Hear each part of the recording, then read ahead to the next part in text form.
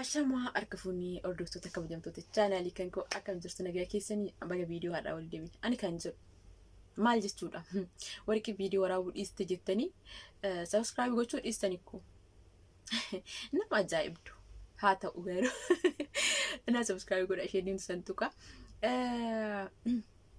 waa'ee nama dhuunfarraa haasa'uun jaaladhu garuu Fayyisaa Leellisaa tokkoffaa abboleessa kan koo yoo akka tasaa ka viidiyoo kana dhaggeeffatu taate tokkoffaa ati Oromoodhaaf waan gaarii gootee jirta baay'ee galatoomii ulfaadhu gaafa harka kee akkatti qaxxaamurte addunyaan rakkoo Oromoo bartee warri nu bira hojjennu iyyuu mucaan kun maal jechuu isaatii hanga jedhan nu gaafatanitti gahe jechuudha galatoomii baay'ee waan gaarii gootee jirta garuu iyyuu fayyee dhugaa jechuudha nuti Facebook irratti waan barbaanne dubbannee waan barbaanne taphataa xeebaa oolla namoonni baay'een akkasuma namoota akka keenyaa kanarraa rakkoon qabu ati nama beekamaadha namoota guddaa biratti beekamta namoota jechuun follow qabda namoota baay'ee si ilaala wantoota yeroo waa poostottu itti yaadaa otoo poostottee gaariidha kana dura gaafa Hacaaluu wareegamee galgala otoo gadda keen ibsatiin wanti ati poostotte sun namoota baay'ee aarsee jira maal jechuu kan keeti uummanni Hacaaluu dhabee amanuuf itti ulfaatee waan godhu dhabee uummanni bara yeroo sana of ajjeesuu nama of ajjeesuu gahifaatu jira soo galgala sana deemaa feerroo gurradhaa kan maal jettee poostotu sirraa eegama ture ani gaafuma san irraas fumachuu eegale jettee gaafatti poostottu baay'ee tokko uummanni aaree ture wanta ati yeroo sana miira keessa galtee aarti ta'uu dandeessa akkuma namaa garuu mutu miidiyaa irratti poostottu sirraa hin eegamu hundumti keenya aaree miira keessa gallee jira garuu maal jechuu barbaade galgala sana namni duraan dursa gadda ofii ibsatutu dursamu poostii sana poostotutu dursa okay jennee hundi keenya iyyuu gadda keessa jira yeroo san wal komachuun hin barbaachisu namni hundiyyuu screenshot godhatee barreeffama kee kaa'ee callifame eega callifame walaloo wayitiin dhuftee waan ta'e jejjettee sanas shanii maalii tuquu akka barbaadde nuuf gala tokkoffaa ati akka warra bilisiginnaa paartii kana shanii jettee yaamuu hin qabdu ture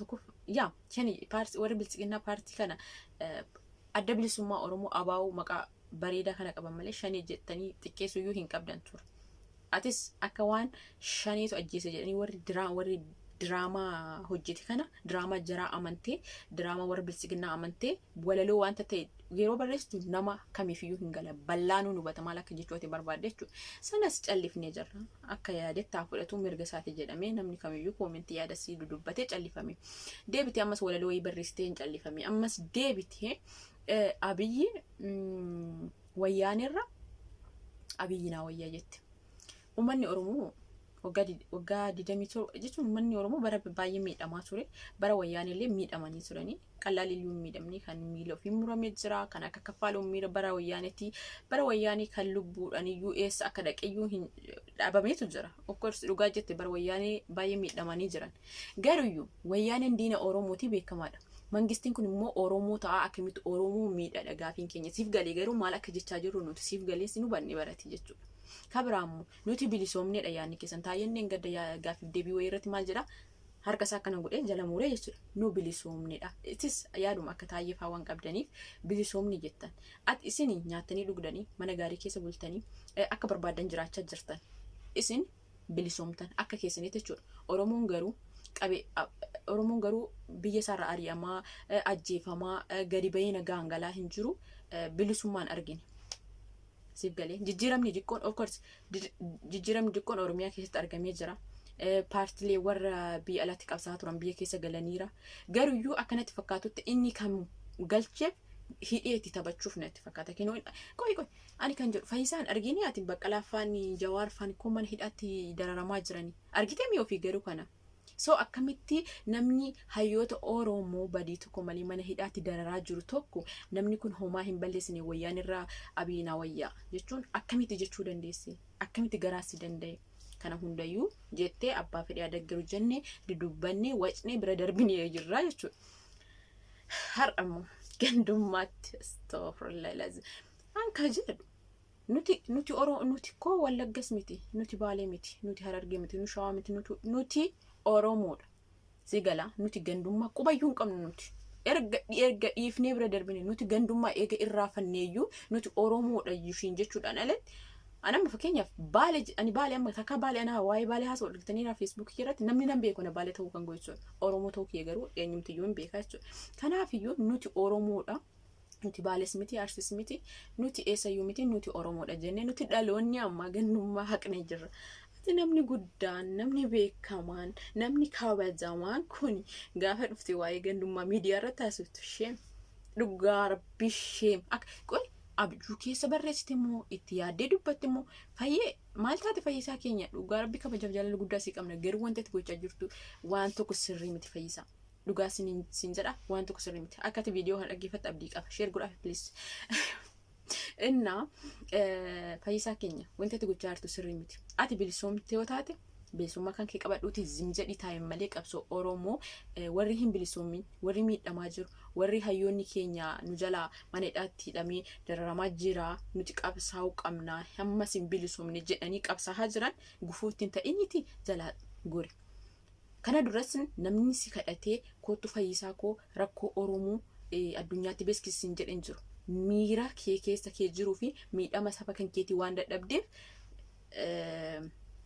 rakkoo Oromoo addunyaatti agarsiiste galatoomne. Har'as immootu garuu har'a akkanatti fakkaatutti kophaa kan kee yaaddee Oromoon bilisoome jettii miti. Akkanatti fakkaatutti namatu jiraami. Paartii kana sinii wayyaa minaamin wal bilchiqinaa qarshiidhaan illee nama bitti jedhanii hin beeknu nuti. Ani waan ija kootiin argine qarshiidhaan bitamte jedhee haasa'uu hin barbaadu. Garuyyuu ati mana gaarii keessa waan jiraattuuf waan nyaattee dhugaa jirtuuf akka gaariitti waan jiraattuuf waan bilisoomte sitti fakkaata. Garuu uummanni Oromoo hin bilisoomne uummanni Oromoo ammas dhumaa jira. Nama sirna mootummaa kanaatiin nama sirna mootummaa kanaa qeequ hidhanii dararaa jiru. Tokkoffaa Jawaar fa'aa wanni hidhamaa jiraniif shakkini maalii keessa harka qabaa minamina jedhan kun hundiyyuu tapha siyaasaa tapha Abiyyi akka ta'e siif gala. Abiyyi jara kana wanni inni hidhuuf waanuma sirna isaatiin mormaniif qofa. Wanni inni Baqqalaa fi Jawaariin hidhamtoota baay'ee hidhee dararaa jiruuf wanta sirna isaatiin mormaniif malee jecha keessaa harka qabaa reeffa deebisee maalii tapha akkana jedhu kan hundi isaayyuu kanaaf miti jechuudha. Abiyyi kan jara kana hidhee dararaa jiru waanuma sirna isaatiin Abiyyi sirrii miti jedhanii isa mormaniif qofa. Kuni haqa jechuudha. Eenyuufiyyuu bal'aadhaafiyyuu hin gala. Siifi galuu hubaate immoo nuti homaa gochuu hin dandeenye. Kabiraammoo jechuudha. Amma fakkeenyaaf Jawaarii fi Baqqalaa nuufi hiikamuu qaba jedhanii gaafa hiriira ba'an nama meeqa akka dhume dhageesse.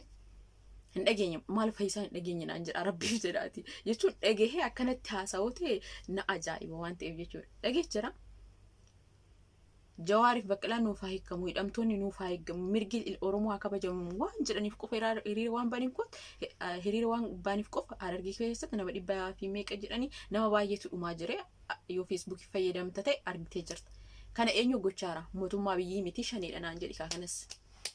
Shaneedha jedhi bannaan inna waan hundaafiyyuu please la ati nama aarsuu keessa tartee seequu goggogaa akkanaa nama seeqachiisa. Nama fakkeenyaaf seeqadhe malee hin kofadhe seequu goggogaa akkanaa kana seeqadhe jechuudha yoon poostii kee ganama kana argu jechuudha. Aarii keessa darbe uummanni hundiyyuu akkasii jechuudha. Kanaafuu uummanni miira keessa jira fayyee uummanni aarii keessa jira uummanni miidhamaadha uummanni Oromoo miidhamaadha. Kanaafiyyuu please hoo bilisoomte yoo ofii keetii akka gaarii jiraachaa jiraatte please si kadhanna nurraa caalliisiisin jedha uummanni Oromoo marte jechuudha. Warra koomentii wanta warra koomentii dhawwacasan ani sagaleedhaan dhufee si dubbadhe ani koomentii si fillaanne sagaleedhaan si dubbachuu barbaada nu dhiisii sin jedhe uummanni. Bakka namni kana durallee si kadhatee koottuu Oromoodhaaf sagalee ta'e sin jedhan jiru. Ammas namni si kadhatee koottuutii nu gargaari jechaa jiru hin jiru. Garuu namni waan sin jechaa jiru namaaf nama walitti hin buusini. Oromoon tuulama akkas ta'e akkana ta'e waan akkana kana dhiisiiti. Nurraa erga bilisoomtee zim jedhi taa'ii si kadhachaa jiran jechuudha uummanni Oromoo martiyyuu jechuudha yaada akkasii qabanii dhugaa dubbachuuf taanaan jechuudha. Beekumsaa fi beekamtiin garaagaraa si'ii fi Hacaaluun si'ii fi wayyoo Hacaaluu koo biyyeen isaa dhibbattu si'ii fi Caalaan nama hin baranne akka taatan hin beeksisa. Barumsaan hanguma anillee hin baranne garuu isin Caalaa haasaanan beeka. Ani hin baranne garuu isin Caalaa siyaasaan naaf galee jira. Ani hin baranne garuu isin Caalaa taphni siyaasaan Abiyyiitti jiru kun anaaf galee jira jechuudha. Argitanii garaagarummaa nama barumsi mana barumsaa qofatti tamaaraniif miti hin jira sammuu akkanumatti beekumsa Waaqayyoo kan namaaf kennu jechuudha. Kanaafiyyuu isin osoo nama barate taatanii taphni Abiyyiitti jiru kun isiniif gala ture. Siyaasaan isiniif gala ture. Garuu isin ati fiigicha beektaa Caalaan ati fiigicha beektaa Caalaan sagalee isaa sanis sirbuu beeka. Inni atis zim jedhi sirbiinis ati zim jedhi kaadhuunis zim jedhee haa sirbu. Kanaafiyyuu isin waa'ee siyaasaa isiniif hin galle dhiisaa isinin jechuun barbaada. Afaan nagaatiin arrabsuudhaan alatti jechuudha. Siifi Caalaan illee jechuudha. Kanarraa kanaaf waa'ee gandummaa isa Tuulamaa maali jette waa'een Tuulamaa siin Caalaa siin wanta akka sin ilaallatu dhugaa waaqayyo jechuudha. Ati waa'ee Tuulamaa wanni beektu tokkoyyuu hin jiru. Warri Tuulamaa gosoota baay'eetu qabsoo Oromooti kan dhuman baay'ee jira. Nama akka keessanii kanaa miti jechuudha Tuulamaa waa'een Tuulamaa jechuudha. Kanaafiyyuu goota qaban jechuudha warri Tuulamaa waan ta'eef nama qarshiidhaan jijjiiramu yookiin immoo nama yeroo fi haala maalii ilaalee jijjiiramanii miti jechuudha. Gootota qaaliitutti dhumee beektaa qabsoo Oromoo kana irratti warri Tuulamaa keessa. Kanaafiyyuu waa'ee Tuulamaa sin ilaallatu ati ofuma bakka bu'iitii Caalaa bakka bu'iitii bayi qabsoo Oromoo keessa jechuudha. Erga bilisumtee kophaa kee. Kanaafiyyuu yaa Caalaa kan koo yaa fayyee koo hundumti keessanuu sillachuu bilisumtanii kondominiyeemii argattanii natti fakkaata. Sanamaaf bilisumne jettan natti fakkaata. Uummanni Oromoo garuu ammas dhiigaa jira, miidhamaa jira, mana hidhaa keessa dararamaa jira. Kana yoo iji keessa sin argate zim nurraa jedhaa jechuudha.